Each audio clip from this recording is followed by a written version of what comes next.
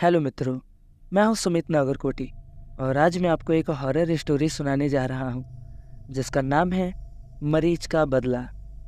रात के 1 बजे थे और डॉक्टर आशुतोष अपने कमरे में बैठकर एक पुरानी फाइल देख रहे थे। वो एक प्रसिद्ध साइकियाट्रिस्ट थे जो हमेशा अपने मरीजों की मदद करते, लेकिन उनकी नज़र एक खास मामले पर थी जिससे वह बेचैन थे। वो मामला था 10 साल की एक लड़की श्रद्धा का, जो एक अजीब बीमारी से पीड़ित थी। उसे घंटों तक होने वाली भयानक कल्पनाएं और दृश्य दिखाई देते थे जिनसे वह चिल्लाती रहती। डॉक्टरों ने उसे नाइटमेयर डिसऑर्डर बीमारी का शिकार बताया था, जिसमें मरीज को हॉरर और डेंजरस नाइटमेयर्स आते हैं। आशुतोष ने कई इलाज किए लेकिन कुछ फ़ायदा नहीं हुआ। एक दिन अस्पताल में श्रद्धा की मौत हो गई थी। उसकी उम्र केवल 12 साल की थी। ये घटना आशुतोष को हमेशा सताती रही। उन्हें लगा कि वो शायद कुछ अधिक कर सकते थे उस बच्चे की मदद के लिए। आज भी वो कभी कभी उस मामले की फाइल निकाल कर देखा करते। अचानक उनके फ़ोन की घंटी बजी। एक इमरजेंसी कॉल थी कि उनके अस्पताल में एक नया मरीज भर्ती किया गया है जो बुरी तरह से चीख रहा है। जल्दीबाजी में वो हॉस्पिटल पहुँचे और मरीज के कमरे में दौड़े। वह एक 6 साल का लड़का अमन था जो सिर पीट रहा था और चिल्ला रहा था, नहीं, मुझे वो औरत दिखाई दे रही है, उसकी आंखें, उसका हाथ, छोड़ो मुझे। आशुतोष ने उसे शांत करने की कोशिश की पर वो और भी ज़्यादा चिल्लाने लगा। तभी नर्स ने बताया कि अमन को भी नाइटमेयर डिसऑर्डर है और उसे डरावने सपने आ रहे हैं। ये सुनकर आशुतोष के रोंगटे खड़े हो गए।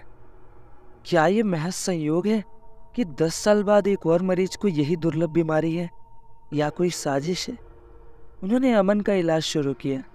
कुछ दिन बाद अमन की हालत में सुधार दिखने लगा, लेकिन रात को वो फिर से चीखने लगता। आशुतोष ने नोट किया कि हर रात 12 बजे के आसपास अमन को डरावने सपने आने लगते हैं। क्या इसका कोई मतलब है? एक रात जब वो अमन के कमरे में थे तो अचानक लड़की की चीखें बंद हो गई।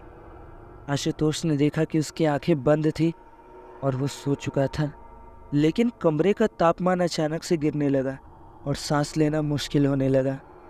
डॉक्टर की सांस थमने लगी। अचानक उन्हें कमरे के कोने में एक साया नजर आया।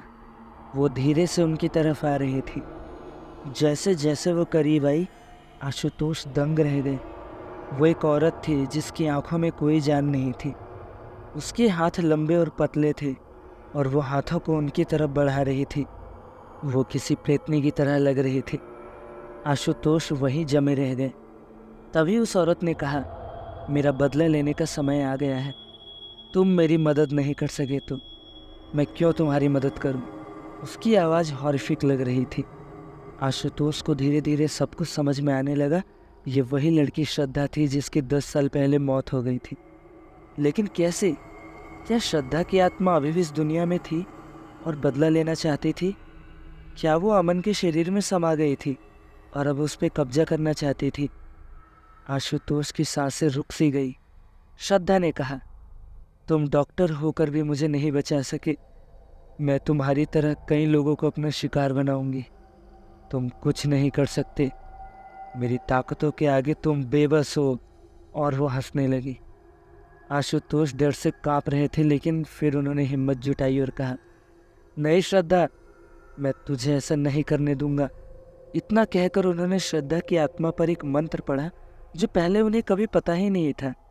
अचानक श्रद्धा का चेहरा विकराल हो गया और वो चिल्लाते हुए गायब हो गई। उसके जाते ही कमरे का तापमान सामान्य हो गया और अमन की नींद खुल गई। आशुतोष ने उसे गले लगा लिया। उन्हें अपनी धैर्य और हिम्मत पर गर्व था।